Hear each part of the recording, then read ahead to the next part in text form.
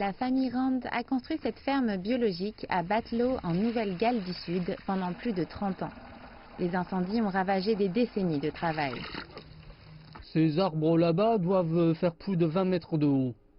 Ils ont brûlé jusqu'à la cime. Doug et son fils Jess arrosent quelques citronniers survivants. La propriété a été exposée aux incendies, donc toutes les feuilles sont tombées des arbres. Il n'y a plus d'herbe, juste de la poussière là où il y avait des prés. Cette plantation d'ail bientôt prête pour la vente a été anéantie. L'incendie a été trop rapide pour déplacer les animaux. Le plus déprimant pour la plupart des fermiers, je pense, c'est le bétail. Nous avions seulement un petit troupeau de 140 moutons et nous en avons perdu la moitié. Nous avons dû en abattre certains nous-mêmes et les services vétérinaires en ont abattu 30. Ils nous ont dit de rester dans la maison pendant qu'ils les abattaient.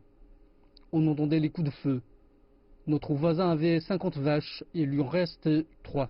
Ça descend de la montagne sur laquelle nous nous trouvons actuellement. Perline Rand nous montre une photo de l'incendie envoyée par un ami. La famille a évacué les lieux et est revenue après le passage de l'incendie. Les routes étaient bloquées par les arbres et les animaux morts. Tandis que nous descendions sur la route, des branches et des arbres tombaient derrière nous et devant nous. Il n'y avait plus d'animaux. Normalement, il y a des oiseaux de paradis. Il n'y avait que des carcasses et le paysage ressemblait à celui après une catastrophe nucléaire. Malgré tout cela et contre toute attente, leur maison a échappé à la catastrophe.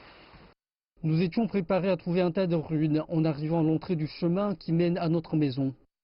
La famille Rand dit qu'elle va rebondir, ce qui semble difficile à faire pour l'ensemble de la communauté.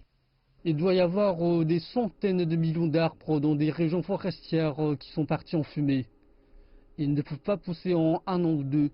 Donc l'industrie forestière, qui est un employeur conséquent dans la région, va pâtir de cette situation. Il faudra des années, voire des décennies pour certains. Et les incendies continuent.